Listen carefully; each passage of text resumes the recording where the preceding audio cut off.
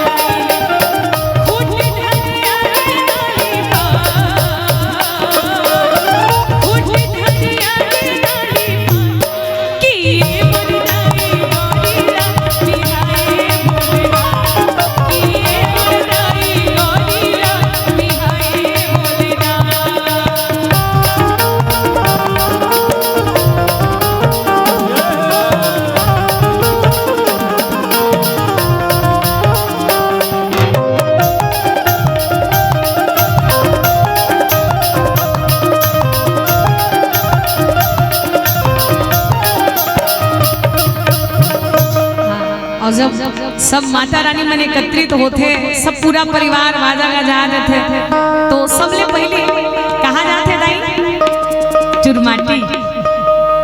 ठीक, तो हम सब भगवान भोले बाबा और माता पार्वती के चुरमाटी जान, और जरा सबके हाथ ऊपर हो ताली के साथ, और सब माता रानी मन जब चुरमाटी जाते का गाते कि तोला माटी कोड़ी ना, तोला माटी कोड़ी ना नहीं आवे, धीरे धीरे धीरे धीरे तोरी कन्हैया धीरे धीरे धीरे धीरे तोरी कन्हैया धीरे धीरे ओ सामर धरे तोला सामर धरे आवे धीरे धीरे धीरे धीरे तोर पकड़ी नदी धीरे धीरे धीरे धीरे तोर पकड़ी नदी धीरे धीरे।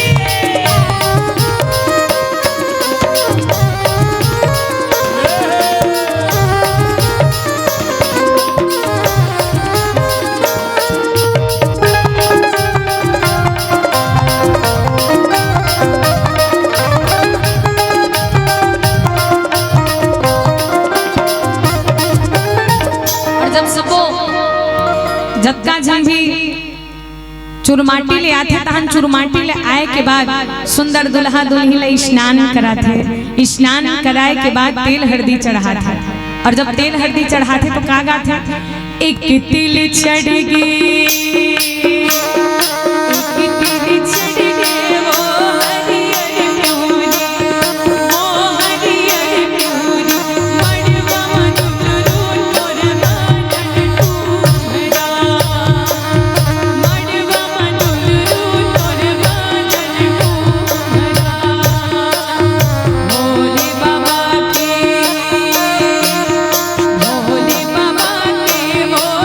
वो चढ़त है, गाई तेरे वो चढ़त है, मड़वा मधुरू तोर मानन टूरा, मड़वा मधुरू मानन टूरा।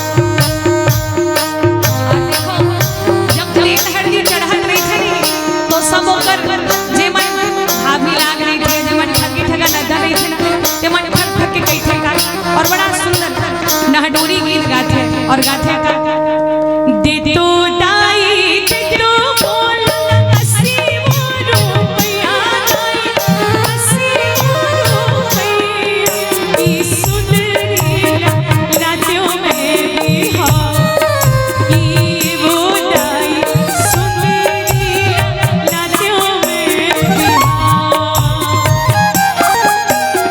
दिलो दाई दिलो मोर अस्सी वो रुपया दाई, अस्सी वो रुपया, ई सुंदरी रातियों में बिहार, ना वो दाई मोर सुंदरी रातियों में बिहार, सुंदरी सुंदरी बाबू तुम जानती हाजी, तुम जानती हाजी, सुंदरी किस बड़ा दुना बाबू, सुंदरी किस बड़ा दुना बाबू, सुंदरी किस बड़ा दुना बाबू, सुंदरी किस बड़ा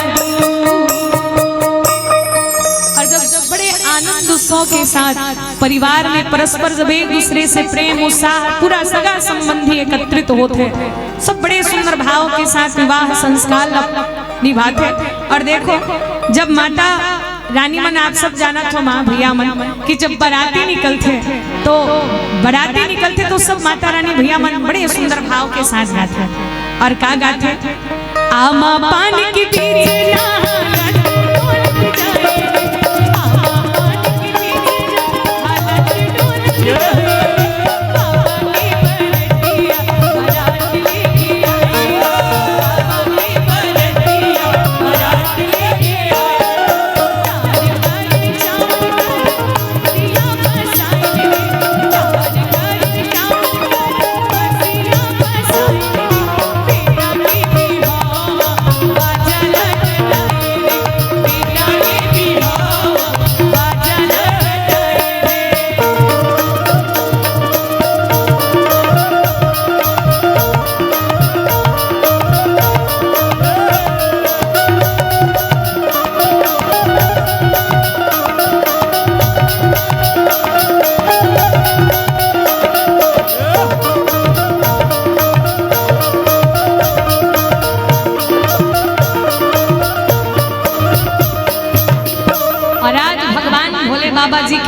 के जब तैयारी चलत है लगे सवारन सकल सुरवाहन विविध विमान।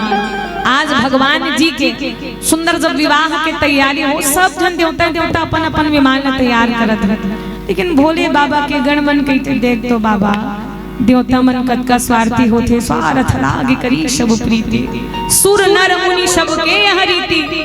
देख तो अपन निज के स्वार्थ। अब सबसे बड़ी बात मां, जब हमन विवाह करथन तो हमन आत्मी सुख अपन सुख के लिए विवाह करथन, लेकिन एक भगवान भोले बाबा हरे जे संसार के कल्याण के लिए विवाह करे है। बोले राजा रामचंद्र की जय। हमारे गुरुदेव बताते हैं मां, अगर विवाह होते है तो खुद के कल्याण के नहीं, समाज के हित के लिए, समाज के कल्याण के लिए विवाह होना चाहिए। कारण जब परिवार के जो हम सब परिवार में जो जन्म लेते और जे परिवार हमला पालते पोसते बड़े करते और जे समाज में आप और हम सब रहते तो हमरो कुछ कर्तव्य बनते कि हम समाज ला कुछ नया उपदेश दें, कुछ ऐसे करके बतान कि समाज ला भी हमारे ऊपर गर्व होना चाहिए। तो आज विवाह केवल एक सुख के लिए नहीं, समाज के कल्याण के लिए, एक दिशा के लिए भी होना चाहिए। बोले राजा रामचंद्र की जय। और जैसे ही आज भगवान भोले बाबा जे निज सुख के लिए नहीं, संसार के सुख के लिए, संसार के हित के लिए जब विवाह की तैयारी करी सोकर गणमन। और देखो जब भगवान भोले बाबा जी के गणमन सुंदर भाव के साथ भोले बाबा की तैयारी करे थे।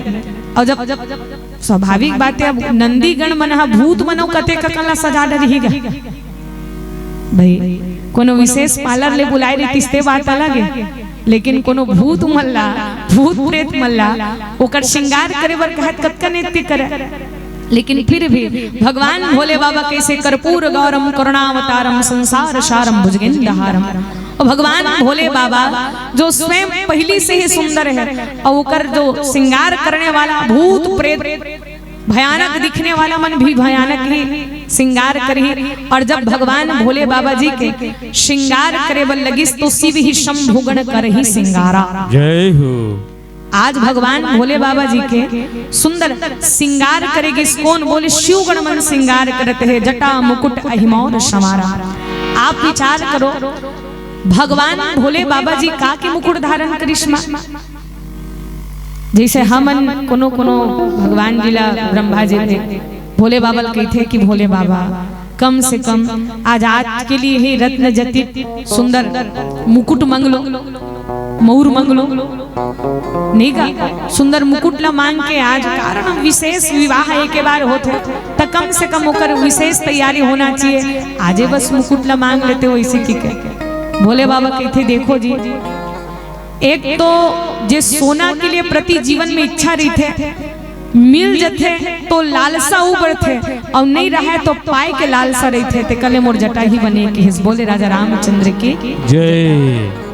और देखो संत मुनि मन के जटा का है, आप और हमर जीवन में विचार करन जटा हमर सिर में रही थे और सबके सिर के अलग अलग विचार रही थी मैया, सबके विचार अलग अलग और जे अपन विचार ला एकत्रित करके जटा बनाए हैं वही भगवान भोले बाबा जे सब विचार ला एकत्र करके। और देखो माँ जे अपन छरियाए हुए मती ला विचार ला एक करके जटा बनाए हैं। आज भगवान भोले बाबा स्वयं के जटा ला मुकुट धारण करे।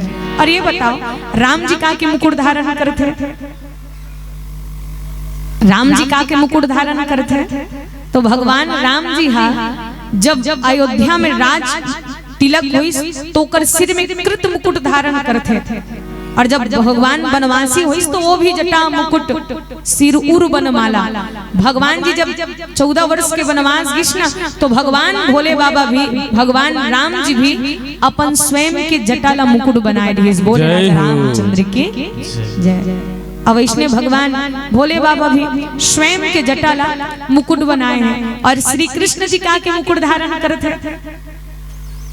बताओ माँ, श्री कृष्ण जी का के मुकुट धारण करते मोर मुकुट। अब ओकर नामे टेढ़ा, हर एक काम टेढ़ा, ओकर खड़े होए के अंदाज ही टेढ़ा है, नाम घलो टेढ़ा है।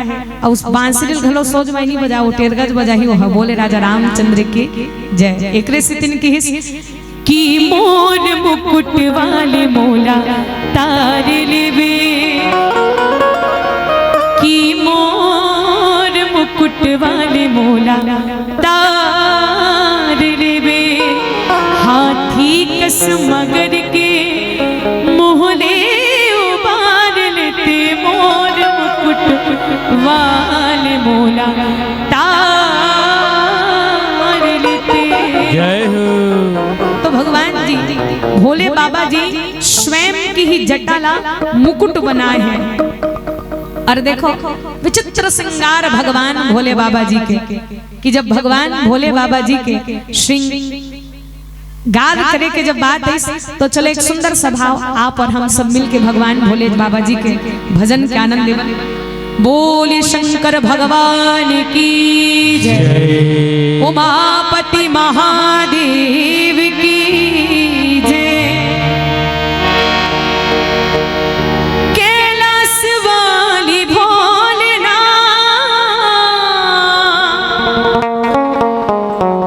डमरू नीक बजा, जय हो। डमरू की धुन सब नंदीगण झुमर झुमर के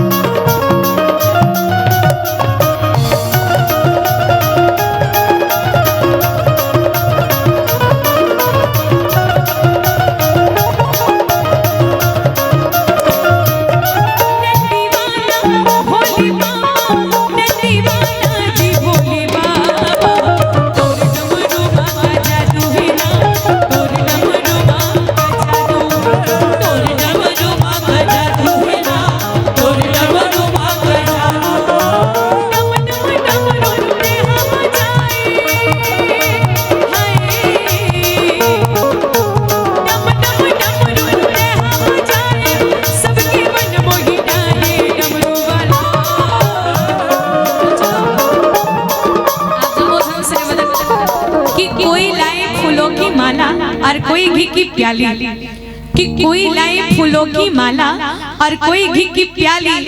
अगर कोई नाच के हाजिरी लगाएगा तो बाकी भक्त बजाएंगे जोरदार तालियां। कोनो ठेला नहीं बैठना है दाई। तो चलो एक बार जरा सबके हाथ ऊपर हो, काकर काकर हाथ है, और जिनके हाथ ऊपर उनके तकदीर सुपर से और ऊपर। और मिल के गाना है का ए डमरू वाला,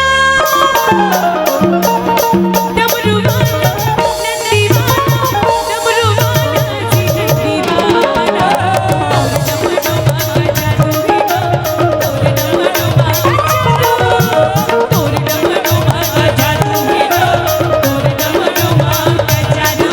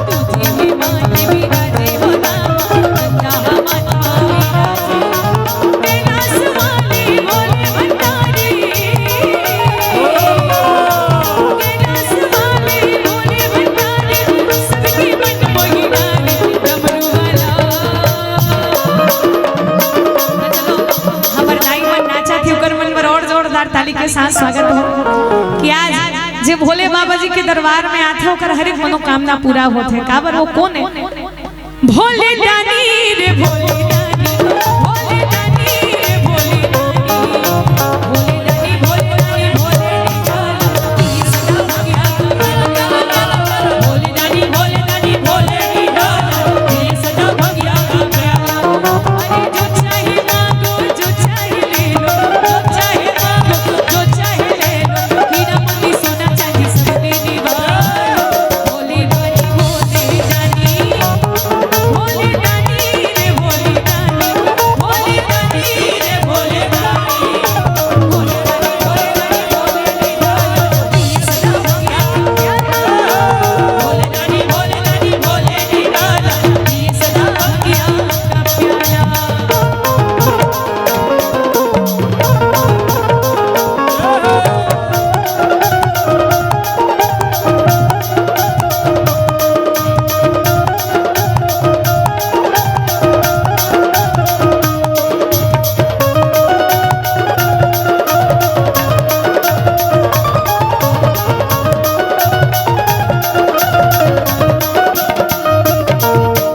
भोले बाबा जी के सब है पुजारी, नर हो या नारी, ये सब संसारी डर के पुजारी रे। भोले बाबा जी के सब है पुजारी, नर हो या नारी, ये सब संसारी रे। सारे भक्तों के हितकारी, सारे भक्तों के हितकारी, त्रिशूलधारी भोले भंडारी, नंदी वाले नागधारी, त्रिशूलधारी भोले भंडारी, नंदी वाले नागधारी। जो चाहे मांगो जो चाहे ले लो, जो चाहे मांगो जो चाहे ले लो, हीरा मोती सोना चांदी सब दे दीवार। भोले दानी भोले दानी, भोले दानी रे भोले दानी, भोले दानी रे भोले दानी, भोले दानी भोले दानी सदा भगिया का प्याला। भोले दानी भोले दानी भोले दानी सदा भगिया का प्याला। भोले दानी भोले दानी भोले दानी सदा भगिया का प्याला। भोले दानी भोले दानी भोले दानी सदा भगिया का प्याला। कि भोले दानी भोले दानी भोले निराला, पिए सदा भंगिया का प्याला। बोलिए उमापति महादेव की जय। जय। आज कोनो संत पूछिस कि भगवान भोले नाम जी के नाम शंकर है, तो एक विचार करन भोले बाबा जी के नाम शंकर कैसे पड़ी? तो भाई जे दुनिया में सब ला कोई व्यक्ति ठुकरा दे और जे सब ला अपन संग में करके चलते ओकरे नाम शंकर है। बोले शंकर भगवान की जय। आप विचार करो, जेला कोई नहीं भावा और शंकर जी भाते, और दुनिया में भोले बाबा तो ऐसे देवता है एकरे से दिन कि देवों में महादेव बाकी सब पथरा, भोजन मादार भात बाकी सब कचरा। देवों में महादेव माने जाते। और विचार करके देखने वाली बात है कि जब हलाहल विष निकले तो विष ला पान करने वाला भी कौन है? बोले शंकर भगवान। बोले शंकर भगवान की जय। जय। जब समुद्र मंथन हुई तो समुद्र मंथन के समय में आप विचार करो 14 रत्न निकलिस, लेकिन जो 14 रत्न सब जन अपन अपन बांट ले। अंत में जब समुद्र मंथन में जो हलाहल विष निकलिस और हलाहल विष निकलिस तो सब जनो हलाहल विष ला नारायण जी दिस की नारायण जी आप पी लो। नारायण जी कहा ये मोर दरी नहीं जमेगा। बोले राजा रामचंद्र की जय। कारण हम तो 56 प्रकार के भोग ला खाने वाला है। नारायण जी हाँ 56 प्रकार के भोग ला खाने वाला, ये 56 प्रकार भोग रहती तो खा लेते हो, ये मोरदारी नहीं जमे। अब ब्रह्मा जी जगह ब्रह्मा जी देखो आप एक आज सुतई पी के देख लो। ब्रह्मा जी कहे मैं बूढ़ा व्यक्ति जी मोला का बरेती लान थो, एक तो मैं वृद्ध शरीर हो चुके हो, तुम मोला लान के दे दो। मैं नहीं भैया एला भोले बाबा दो। अब जैसे ही समस्त देवगढ़ में मिल के वो हलाहल झरना भगवान भोले बाबा जी देश की भोले बाबा ए दे काय बोले नारायण जी भेजे हैं काय 20 है। तब भोले बाबा कहते ए नारायण जी भेजे हैं मतलब ये 20 नहीं हो, ये प्रसाद का है। बोले राजा रामचंद्र की जय, ये प्रसाद की। तब भगवान भोले बाबा जैसे कि इसकी देखो ये तो नारायण जी के हाथ से लग के आया है और नारायण जी जेना चीज न छू दे वो प्रसाद बन जाते। बोले राजा रामचंद्र के जय। भगवान जी कोनो छू भी दे तो हर एक चीज पवित्र होते। एक कुड़िया में बड़ा प्यारा भाव आते कि कलिया रे तुती छुई दिले, कलिया रे तुती छुई दिले, छुई दिले निर्मल पड़े कुंडो रे मोरो, हेलो निर्मल पड़े कुंडो रे मोरो, कलिया रे तुती भाभी दिले, कलिया रे तुती भाभी दिले, भाभी दिले दगना झरे सिजरे मोरो, हेलो दगना झरे सिजरे मोरो। आज जैसे ही भगवान भोले बाबा के ये तो भगवान नारायण जी के प्रसाद देवता हो तो मने का सुतई पीलो का है। देवता मन के अक्का बक्का नहीं फूटे दादा, ये कहीं भोले बाबा हमारा जबरदस्ती जहलत नहीं पिला दी। ओ कहे नहीं बाबा हम पीने वाला हनकाबर वो अमृत निकले है ना, वो देवता वाला बांट ही का वो अमृत ला समस्त देवता मला बांट ही की। तो भगवान भोले बाबा कहे एक रेसिटी तू मला जहल पीलो कहा तो जी काबर अगर कहीं कड़वा चीज ला खाए के बाद मीठा चीज ला खावे बढ़िया लगते। बोले राजा रामचंद्र की जय। और मीठा चीज ला पिए के बाद कहीं कड़वा चीज खावे नहीं अच्छा लगे। अब कोनो व्यक्ति जलेबी खाए के बाद और चाय पियाबे हो कहीं वो चाय सिठा गया, चाय सिठाई नहीं तो मुंह सुठा गया नहीं कोनो भाव विचार करन। तो भगवान भोले बाबा जी की इसकी नहीं प्रभु हम मन तो अमृत मिलने वाला है आप ही पियो। लेकिन भगवान भोले बाबा जैसे ही परमात्मा प्रभु राम जी के स्मरण करते करते कोनो कोनो मन कह देते कि भगवान भोले बाबा के स्वरूप वही समय में लीला पड़ गए। देखो भगवान के शरीर नीला नहीं तो कर्पूर गौरम कपूर जैसे हो रहा है, लेकिन हाँ वो कंठ नीला पड़ गया।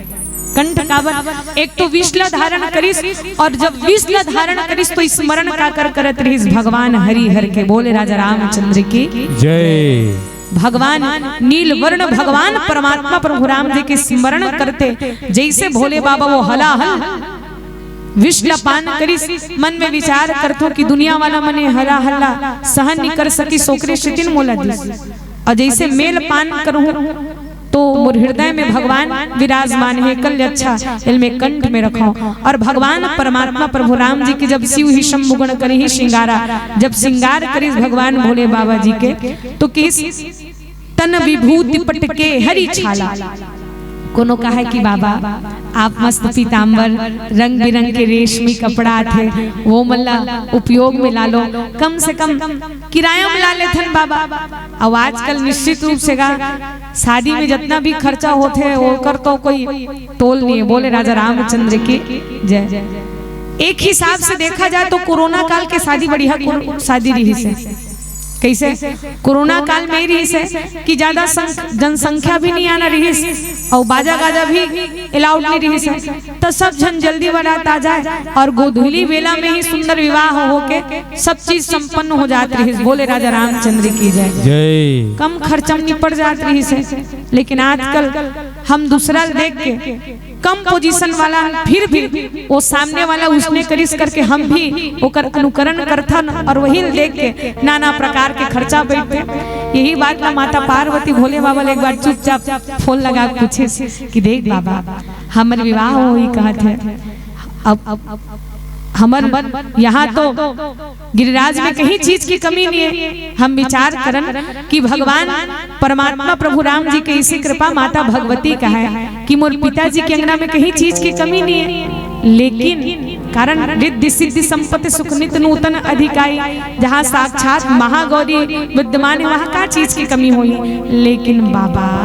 कैलाश में का है जब हमारे विवाह होगी तो कोई ना कोई तो उपाय बताओ जैसे हमारे विवाह हुई तो हर एक लड़की के चाह होते कि जब मोर विवाह होई तो मोर बर काका गहना लानी, मोर बर कैसले कपड़ा और रखा लानी, काका सिंगार लानी, अब बाजा गाजा कैसे रही, कैसे ओकर बरतिया रही, हर एक बात मन के आस रही थे। अब आज यही आस ला माँ भवानी पार्वती मैया भगवान भोले बाबा जी ला पूछे और पूछे का कि बाबा ते शादी करे बर करबे भोला, ए भोला ते शादी करे बर करबे भोला, औ का मड़वा गड़िया बेगा ते मोला बता देना, औ का मड़वा गड़िया बेगा ते मोला बता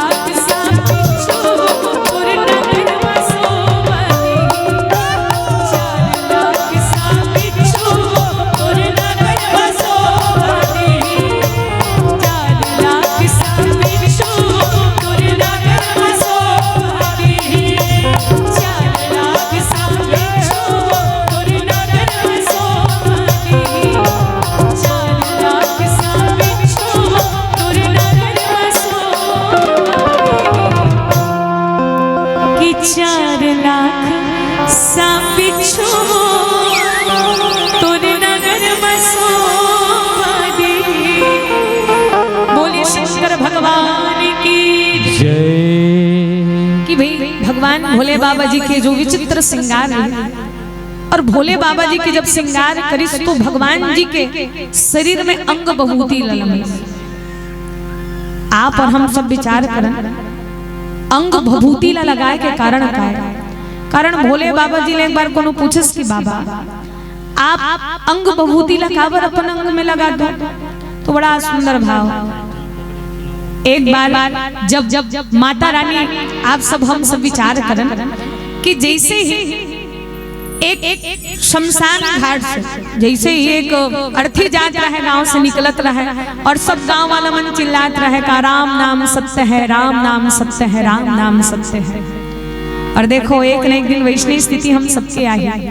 आप विचार करो माँ, इंसान जब तक जिंदा रहते ना, तो इंसान की कीमत कब तक है? जब तक हमारे शरीर में प्राण है, और जब तक ये प्राण निकल जाए तो कोई अस्तित्व की नहीं रही। बोले राजा रामचंद्र की जय। और जब व्यक्ति आपके परिवार वाला मन जलाई वो अलग बात है, लेकिन जब आप ला जला के आई ना, तो आपके परिवार वाला मन अपन शुद्धि के लिए आप ला छुआछूत समझ के स्नान करी। बोले राजा रामचंद्र की जय। और वो दिन समय आई का बाजा बजावतिया ही बरतिया संगी मन इतना ही यम की दूत हम कदम दिखा के जुड़ाना मन ले जाही, जुड़ाना मन ले जाही। काबर जाएला पढ़ी दुनिया ला छोड़ के संगी, जाएला पढ़ी दुनिया ला छोड़ के संगी।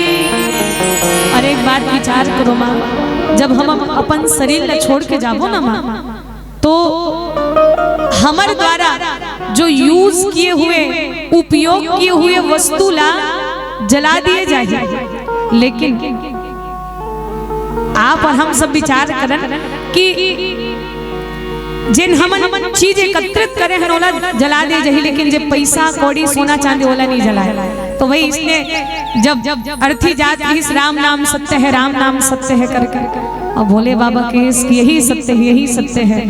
अब देखिए कि मरघटिया में जाके सब जन जैसे कठियारा मन नहीं बैठे रही थे, वो कठियारा मन घलो एक से सेक रही थी, कोनो कोनो मन गोठियावत रहा ले जी काबर आज मोल बिजली बिल भरने वाला रहे, और वो आज यहुल मरना रही कहले ना, आज यही चला मरना रही, और मोर बिजली बिल कौन भरी है, भरी धुन में भरो, अलग दिन मरना रही कहा है। एक दिन कहा है अरे तो छोड़ भाई, आज कम से कम सप्ताह में हमारे एक ही दिन छुट्टी मिलती जी, तो एतवार के काबर मरी सलग दिन नहीं मर सकती जी, हमरो छुट्टी करा दिस कहले नहीं गए। और इंसान जब यहाँ बैठे रहे थे मरघटिया में, फिर भी अलग अलग प्रकार के बात कही थे।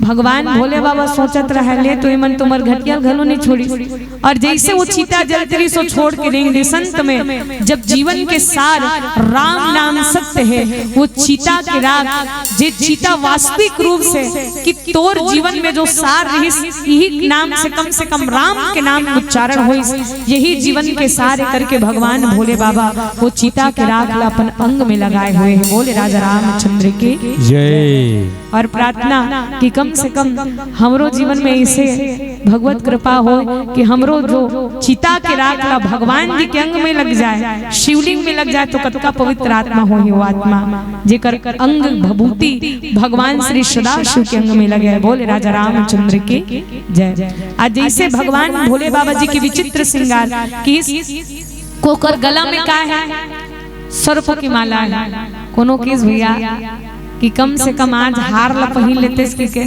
तो किस आज जीते हुए व्यक्ति हार पहना जाते, तुम मोल हार पहना के बात करते जी, मैं हार वार नहीं पहनो काबर, अगर हार पहनू तब सर्प नाराज हो जाही। देख बाबा रोज दिन में तोर गला में शोभित होत रही थी, मैं हमेशा साथ देने वाला हूँ, आज मेन तो विवाह के समय स्थिति ही मोल त्याग दे, वो सांप नाराज हो जाही जी। देखल अच्छा भगवान भोले बाबा सांप के ही माला धारण करे हैं। आप विचार करो, कोनो कोनो मन की सर्प का के प्रतीक है, बोले सर्प काल के प्रतीक है। इन भगवान भोले बाबा काल लगलो अपन गले में लपटे हैं, ओकरे से तीन भगवान भोले बाबा जी ला महाकाल माने जाते, बोले महाकाल भगवान की जय। और भगवान भोले बाबा जी का के बागांबर कपड़ा के से तीन भगवान जी बागांबर लपेटे। हम सब विचार करन, अब भाई बागांबर तो कनक मोटा रही थे, अब मोटा चीज ला बांधे पर घलो एकदम मोटा रस्सी चाहिए, तब केस कि नांग तिही भोले बाबा जी के लाज ला बचावे की कस के बांधी सोला। और देखो भगवान भोले बाबा जी के जैसे कुंडल पहन थे, तेकरे से भगवान जी के कान में बिच्छू के बाला लगाए, विचित्र श्रृंगार भगवान भोले बाबा जी के। और आज जब भगवान जी के विचित्र श्रृंगार हुई और श्रृंगार होए के बाद आज सब जन केस की बाबा अब चलो आपकी ही प्रेरणा से विवाह होते। भगवान भोले बाबा जी की थे कि मोर प्रेरणा से नहीं, वो तो परम पिता परमात्मा प्रभु राम जी की प्रेरणा से विवाह संपन्न हो ही। और जैसे भोले बाबा जी के श्रृंगार करेगी सब वहां के डायमंड गावे का भोले बाबा बने हवे दुल्हा जी, चलो संगी चलो दीदी दिखे न जाओ ना। और सब मिल के गावे भोले बाबा बने हवे दुल्हा जी, चलो संगी दिखे न जाओ ना। भोले बाबा बने हवे दुल्हा, चलो संगी दिखे न जाओ ना। भोले बाबा बने हवे दुल्हा, चलो संगी दिखे न जाओ ना।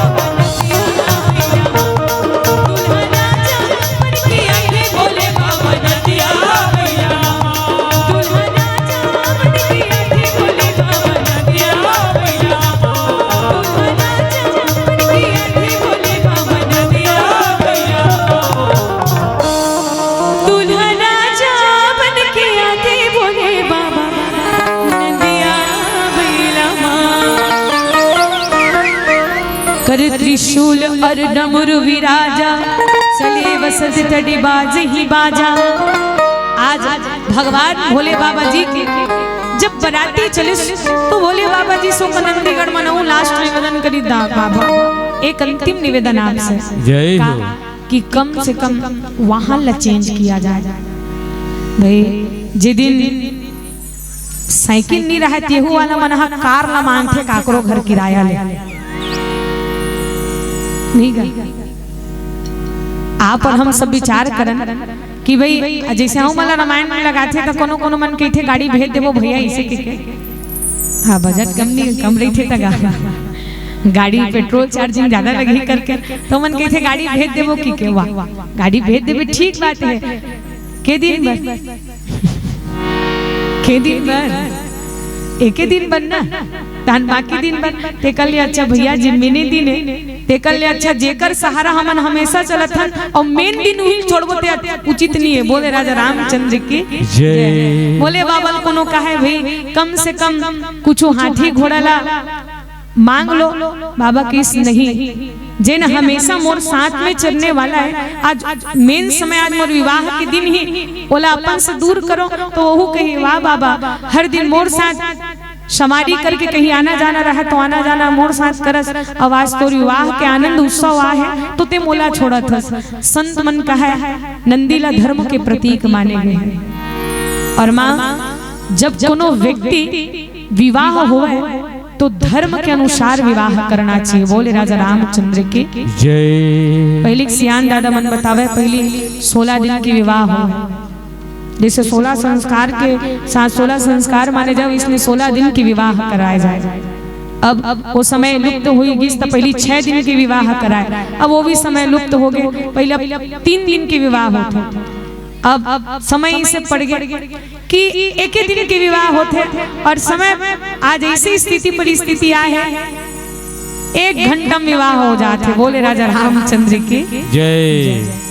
लेकिन देखो भगवान भोले बाबा जी के जब विवाह की तैयारी चली तो तत्का धर्म के साथ विवाह करते हैं और वो धर्म में आरूढ़ हो है। हम विचार करन कि जे विवाह तो करे नीति नियम के पालन भी करे लेकिन जो धर्म के साथ करे वो ज्यादा फलित होते। बोले राजा रामचंद्र के जय। आज जैसे परमात्मा प्रभु राम जी की कृपा देखो कि एकरे से भगवान भोले बाबा पहली ही मन में त्याग चुके रही कि अपने विवाह ही नहीं करो। तो देवता मन के हित के खातिर ही धर्म के रक्षा के खातिर ही भगवान जी के ये संसार में विवाह हो।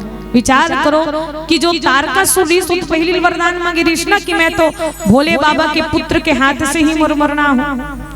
अब भोले बाबा मन में सोचते अगर मोर विवाह करे से पूरा संसार के कल्याण होते हैं तो बात ठीक ही है। माँ वो जीव परम धन्य है जे अपन नहीं अपन पूरा संसार के विषय में अपन समाज के लिए चिंतन करते। बोले राजा रामचंद्र के जय। वो अपन विषय में नहीं वो संसार के विषय में समाज के लिए विषय में चिंतन करे, वो कर हित के लिए काम करे। अपन हित के लिए अपन लिए तो सब जन जीतेगा। आनंद तो तब है जब कोनो व्यक्ति समाज के लिए कोई दूसरा के लिए जिए। बोले राजा रामचंद्र के जय। तो आज जैसे भगवान भोले बाबा कारण आप सब जानते हो जो दुर्गम दैत्य रही जो तारकासुर रही होकर अत्याचार कतका बढ़े रही। जैसे भगवान भोले बाबा जी के विवाह के कारण भी वही वैष्णव माँ भगवती के प्रागट्य के लिए भी समस्त देवी देवता मन वो माँ भगवती घलो मनाए रही से। काबर अगर शक्ति ला मनाथन तो शक्तिमान ला मनाना पड़ी और शक्तिमान ला मनाथन तो शक्ति घलो मनाना पड़ी। काबर जब दुर्गम दैत्य रही जो चारों वेद ला मान चुके रही बड़ा अत्याचारी और जब बहुत अत्याचार करी तो पूरा धरती में अत्याचार फैल गए। अतिक वो दुर्गम दैत्य जो तारकासुर रही वो बहुत अत्याचार करे। भगवान जी से एक ही निवेदन करे समस्त देवता मन की हे माँ भवानी तोरे बिना अंधियार पड़े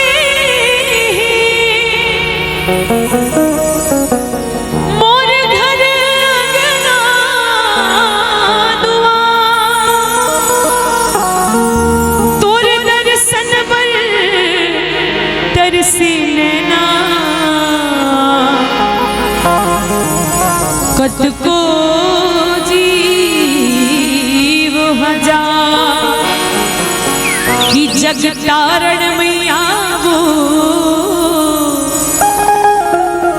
किस्म किस्म के रूप बना के नाम धराए माँ कि जग तारण मैया वो किस्म किस्म के रूप बना के नाम धराए माँ। समस्त जब ऋषि मुनि देवता आज पूरा ब्रह्मांड माँ भगवती ला पुकार करी रही इसकी माँ ये दुर्गम दैत्य जो चारों वेद ला लुप्त कर दे है ये संसार में अधर्म बढ़ गए है माँ। धर्म की स्थापना के लिए आप ला अवतरित होना पड़ी कहीं न कहीं। जब माँ वो भगवती ला पुकार करिस तो माँ भगवती के आंख से 9 दिन 9 रात ले लगातार अश्रु प्रवाह होइस। आप सब जानते हो तभी माता शाकंभरी मैया के प्रागट होइस। बोले शाकंभरी मैया की जय, बोले शताक्षी माता की जय। तो काबर होइस वहु माता के आगमन धर्म की स्थापना के लिए होइस। सब भगवान की माता भगवती ला पुकार करिस की माँ कि आज आपके बगैर हमार जिंदगी अंधकार में है। रदा जो हट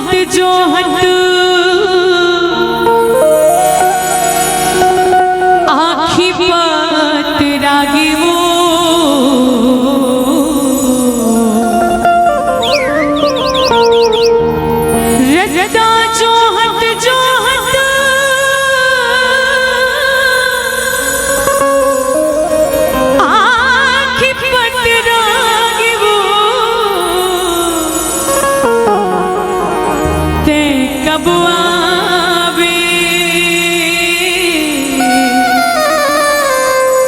कबुआवे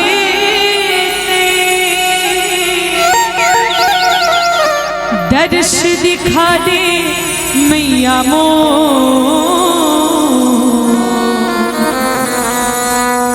दर्श दिखा दे मैया मो